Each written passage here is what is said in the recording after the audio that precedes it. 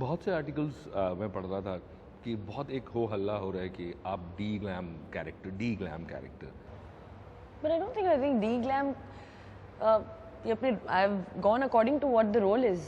जो आजकल के journalist है, she's represents the modern generation of today, so she's dressed like any normal journalist. D-glam का मतलब, I mean, even I don't understand. मेरे ख्याल में The role. टेलीविजन के जर्नलिस्ट तो आजकल ज़्यादा ग्लैमराइज होते हैं। क्या बोलेंगे आप? बिल्कुल बिल्कुल। मेरे ख्याल में जितना करीना या कोई और एक्टर्स मेकअप करके आते हैं शायद उतना बराबर ही होगा, कम तो नहीं होगा। क्यों हाँ, करिए? और कपड़े भी वैसे ही होंगे और I think they all Yeah, they all आज की जो modern. जनरेशन है दे dress up this way. I mean it's normal. इतने सारे मूवमेंट्स अभी बीच में हुए हैं, अन्ना का आंदोलन भी हुआ, ये सब जो देश में जितनी भी उथल पुथल मच रही है, मैं आपसे अगर पूछूं कि कौन सी ऐसी चीज़ें हैं जो देश में जिनको देख के आपको इरिटेशन अंदर से होती है, आपको लगता है कि नहीं यार ये बदलना चाहिए, इस तरह के मूवमेंट्स शायद मदद करेंगे, क्या लगता है आपको?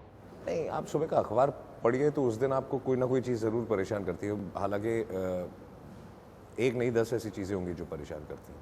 Me being a father also and you know, जब आप पढ़ते हैं कि लड़कियों के साथ और छोटे बच्चों के साथ क्या किया जाता है और उसके लिए क्या सज़ा होती है और कितने साल गुजर जाते हैं प्रूव करने में, आई कैन अंडरस्टैंड कि सबका अपना अपना रीज़न है और लॉ और कोर्ट अपने उनके हाथ बंधे हुए हैं कि बट आई थिंक कुछ स्टेप तो लेना ही चाहिए, लेना ही पड़ेगा। तो that troubles me the most in fact. Kareena, अक्सर जो एक्टर्स हैं हमारे हिंदुस्तान में भी बाहर भी, लोगों की बड़ी नज़र रहती है कि जब भी कुछ इस तरह के मुद्दे उठते हैं तो उनको हमेशा जोड़ दिया जाता है कि भाई इन्होंने आवाज़ क्यों नहीं उठाई, या ये क्यों नहीं गए, या इस आंदोलन में कुछ आंदोलन में लोग गए भी तो उनके ऊपर भी उंगलियां उठ गई।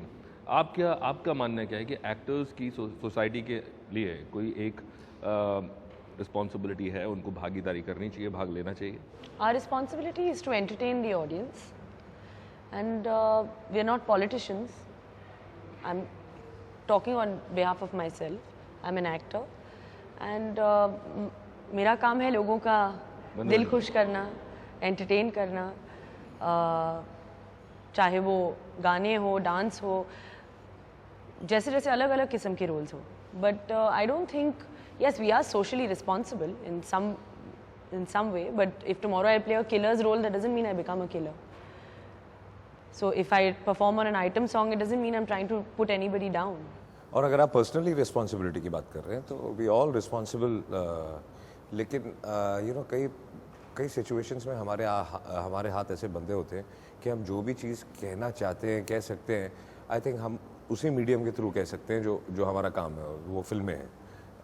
तो उसके थ्रू आप मुझे बताइए कि कहाँ हमने कोई गलत बात सिखाई है लोगों को। अगर आप बुराई नहीं दिखाएंगे तो अच्छाई की जीत कैसे होगी। और उसके अलावा अगर आप, जैसा कि आपने बेबू से पूछा कि आपकी और क्या रिस्पॉन्सिबिलिटी है, आपकी रिस्पॉन्सिबिलिटी है कि आप एक अच्छे सिटीजन रहें और जितना आप सपोर्ट कर सके सही चीज़ों को उतना सपोर्ट कीजिए। लेकिन जहाँ एक एक्टर बीच में लाया जाता है, घुसता है, तो लोगों को लगता है कि उसका अपना एक एजेंडा है, अपना एजेंडा है। Yeah, there are soft targets also for situations. अगर आज मैं उठ के कोई और बात कह दूं या कुछ ऐसा कह दूं तो लोग बोलेंगे ये अपनी फिल्म प्रमोट कर रहा है, देखो कंट्रोवर्सी क्रिएट कर रहा है। कल को हेडलाइन बन जाएगी। हाँ, तो इट्स तो हमारी सिचुएशन भी बहुत ही ज़्यादा ट्रिकी है। लेकिन बहुत सारे एक्टर्स हैं जो ट्विटर पे लिखते हैं या वेबसाइट्स पे लिखते हैं, आवाज़ उठाते हैं लेकिन ट्विटर के थ्रू उठाते हैं या और सोशल But नेटवर्क होता से। क्या है उससे? मैं यही पूछना चाहता हूँ कि आप उससे आवाज़ उठाते हैं और जब आपसे कहा जाता है कि आप खुले में आके बोलिए तो कोई नहीं आता।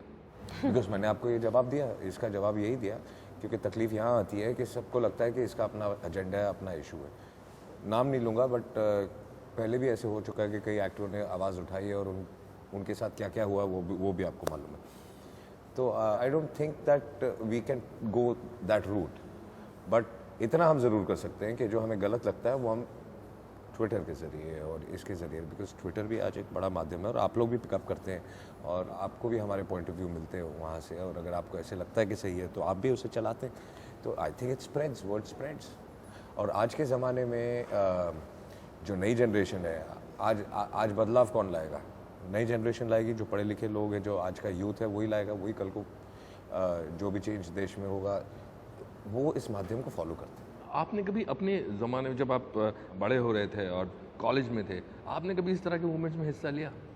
कि नहीं यार मैं नहीं, बदल तभी ऐसी मोमेंट्स होती नहीं थी। नहीं, फिर भी एक छोटी सी समस्या शायद कॉलेज में पैदा हो गई या आपके आसपास मोहल्ले में पैदा, कॉलोनी में पैदा हो गई। हाँ, ऐसा ज़रूर लिया, लेकिन हम लोग हमेशा लॉ के गलत साइड पे ही थे।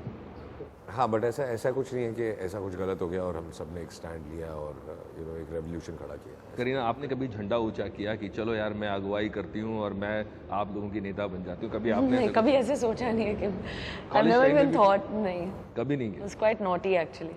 अजय, इस फिल्म में और भी बहुत सारे एक्टर्स हैं, बहुत सारे स्टार्स हैं, और एक तरफ आप जो फिल्म्स करते हैं जिसमें आप अकेले हीरो होते हैं, तो इस तरह की अलग फिल्में जिसमें आप अकेले हीरो हैं, पूरा अकेला दारो मदार आपके कंधों पे, और फिर इस तरह की मल्टी स्टारर फिल्म, आप पर्सनली आपको लगता है कि जो एक हाई आपको उन फिल्मों से मिलता है, इस तरह के उसमें मल्टी स्टारर भीड़ में कहीं वो खो जाता है? बिल्कुल नहीं। अगर आप कैरेक्टर सुनते हो और आपको अगर कैरेक्टर पसंद आता है और लगता है कि ये फिल्म आपको करनी चाहिए और इसमें आप परफॉर्म कर सकते हैं, अपने आप को प्रूव कर सकते हैं, तो आई डोंट थिंक, बिकॉज लोगों को लगता है कि हमेशा हम जितने एक्टर हैं सब आपस में ना एक दूसरे से कम्पीट करते हैं एक ही फिल्म में, जो बात सही नहीं है। इनफैक्ट आप किसी से भी पूछ लीजिए, इनसे पूछ लीजिए या आप किसी से भी पूछ लीजिए कि जब हम सेट पे होते हैं तो we try to help each other, क्योंकि उससे फिल्म अच्छी बनती है। Team work. और जब फिल्म अच्छी बनेगी तभी सबको फ़ायदा होगा, वरना किसी को कोई फ़ायदा नहीं होगा।